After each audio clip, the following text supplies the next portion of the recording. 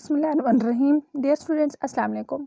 आज जो हमारा नेक्स्ट टॉपिक है वो है relationship of bio with other sciences, यानी बायो का जो है ना दूसरी साइंसेस के साथ क्या ताल्लुक है। ठीक है, तो बायो जो है ना एक दूसरे सारे साइंस सब्जेक्ट के साथ तो जुड़ी हुई है, इसका बहुत गहरा ताल्लुक है ऑल साइंस सब्जेक्ट के साथ। इवन मैथ हो गया, स्टेटिस्टिक्स है या फिजिक्स है या केमिस्ट्री है, तो इसको आज हम डिटेल में पढ़ते हैं। ठीक है, तो पहले वो क्या बता रहा है कि जो है ना यहाँ पे हम सीधा आते हैं इस बायोलॉजी का कंसेप्ट समझने के लिए कि इसका साथ बेसिक नॉलेज केमिस्ट्री का, फिजिक्स का कैसे ज़रूरी है। तो बायो कोई आइसोलेट साइंस नहीं है। ठीक है, बायो क्या है, कोई आइसोलेट साइंस नहीं है, इसको आइसोलेटेड साइंस नहीं है, मतलब एक अलग साइंस नहीं है, इसका तमाम ब्रांचेस के साथ गहरा ताल्लुक है, जुड़ी हुई है। तो सबसे पहले वाला ताल्लुक हम स्टडी करते हैं बायोफिजिक्स का, जो बायोलॉजिकल ऑर्गेनिज्म है। ठीक है, बायोलॉजिकल, जहाँ बायोलॉजी की बात आएगी इट्स मीन लिविंग थिंग की बात हो रही है। Work on the principle of physics. ठीक है, फिजिक्स के प्रिंसिपल के पर काम करते हैं। कैसे, अब यहाँ पे एक मिसाल आपको देते चले कि इंसान है या जानवर है जो है, जो ऑर्गेनिज्म है, ठीक है, उनका जो मूवमेंट है, किसकी मूवमेंट है, मसल्स की या फिर बोन्स की, वो फिजिक्स के असूल पे काम करती हैं। किसके असूल पे काम करती हैं, फिजिक्स के असूल पे काम करती हैं।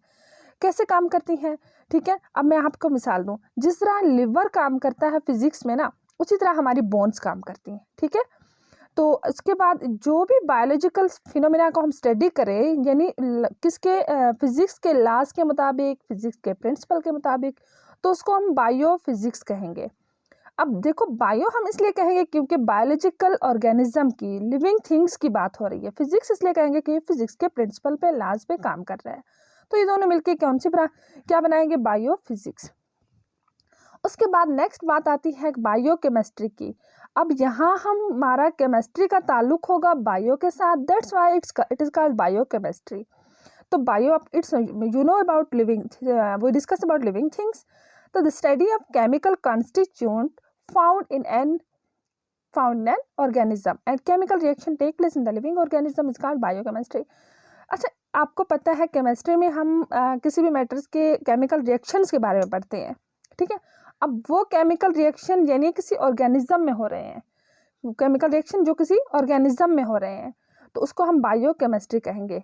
अब यहाँ पे मैं अगर आपको मिसाल दूं, जैसे बायोलॉजिकल ऑर्गेनिज्म में क्या क्या होता है, रिस्पायरेशन होती है, फोटोसिंथेसिस होती है, ठीक है, उसके अलावा डाइजेशन होती है, तो ये सारे केमिकल रिएक्शंस हैं और ये केमिकल रिएक्शन किसी ऑर्गेनिज्म के अंदर हो रहे हैं, तो इसीलिए इसको हम क्या कहेंगे कि बायोकेमिस्ट्री। ठीक है, तो इट्स मीन बायो का कनेक्शन फिजिक्स के साथ भी है, बायो का कनेक्शन केमिस्ट्री के साथ भी है। और अभी हम थर्ड पढ़ रहे हैं साइंस की ब्रांच जो कि है बायोमेट्री, स्टेटिस्टिक्स। अच्छा, स्टेटिस्टिक्स का भी बड़ा गहरा ताल्लुक है बायो के साथ। क्या, हम कोई भी ऑब्जर्वेशन करते हैं, किसी चीज़ के बारे में बायोलॉजिकल डाटा कलेक्ट करते हैं, ठीक है, वो डाटा हम ऑब्जर्वेशन के ज़रिए कलेक्ट कर सकते हैं, एक्सपेरिमेंट के ज़रिए कर सकते हैं। अब उस डाटे को हम कलेक्ट करने के बाद जो एनालाइज करते हैं, तो ये किस फॉर्म में आ रहा है, बायोमेट्री में आ रहा है।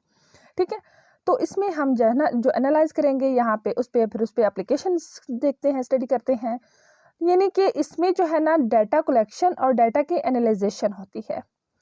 उसके बाद फोर्थ पे आते हैं बायो जियोग्राफी। अब देखो, बायो का ताल्लुक इसलिए है क्योंकि सब में सबका ताल्लुक जो है ना लिविंग थिंग्स से है।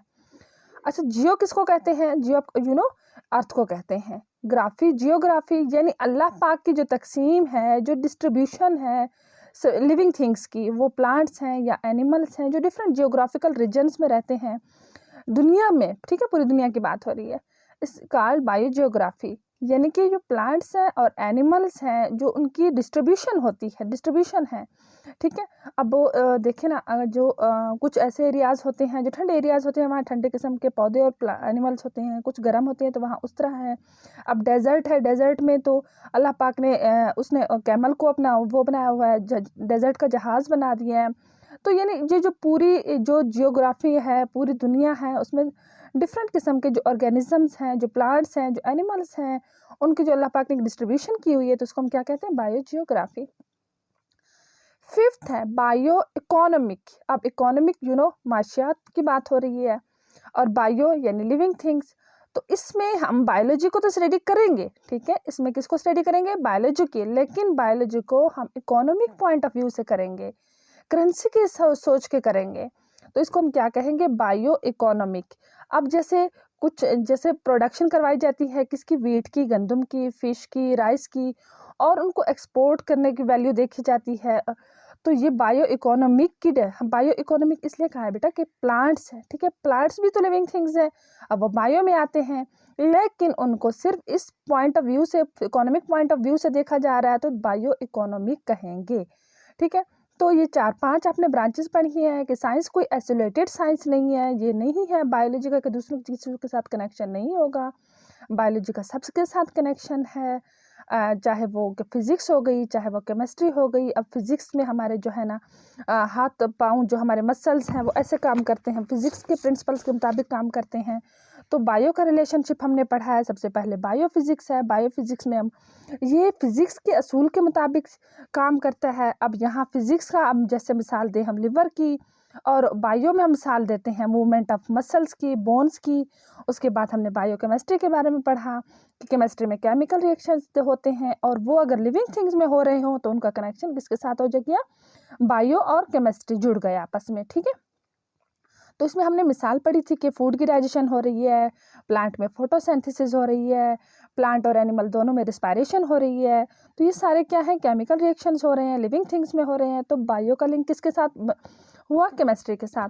उसके बाद हमने बायोमेट्री थर्ड ब्रांच पढ़ी थी साइंस की। तो अब ये इसमें क्या किया जाता है, डाटा कलेक्ट किया जाता है, डाटा एनालाइज किया जाता है, लेकिन वो डाटा किसके बारे में होगा, लिविंग थिंग्स के बारे में होगा, ठीक है। अब वो डाटा हम मुख्तलिफ तरीके से कलेक्ट करते हैं, ऑब्जर्वेशन के ज़रिए हो गया, एक्सपेरिमेंटेशन के ज़रिए हो गया, ठीक है। उसके बाद बायोजियोग्राफी है। अब सबसे पहले जियोग्राफी क्या है, यानी कि डिस्ट्रीब्यूशन हो जाती है प्लांट्स की और एनिमल्स की, डिफरेंट जियोग्राफिकल रीजन है में। उसके बाद इकोनॉमिक है, ये इकोनॉमिक की यानी कि इसमें हम स्टडी तो बायोलॉजी को करेंगे, लिविंग थिंग्स को करेंगे, लेकिन किसके, इकोनॉमिक पॉइंट ऑफ व्यू के ज़रिए। जैसे हमने स्टडी किया था कि वीट की प्रोडक्शन है या राइस की है, तो उनको एक्सपोर्ट और इम्पोर्ट के हवाले से, मतलब एक इकोनॉमिक पॉइंट के देख के लिविंग थिंग्स को वो स्टडी करना। तो आज का ये हमारा टॉपिक कि यहाँ तक हो गया। तो हमारा रिलेशनशिप हमने पढ़ा कि बायो का रिलेशनशिप दूसरी साइंस के साथ क्या है।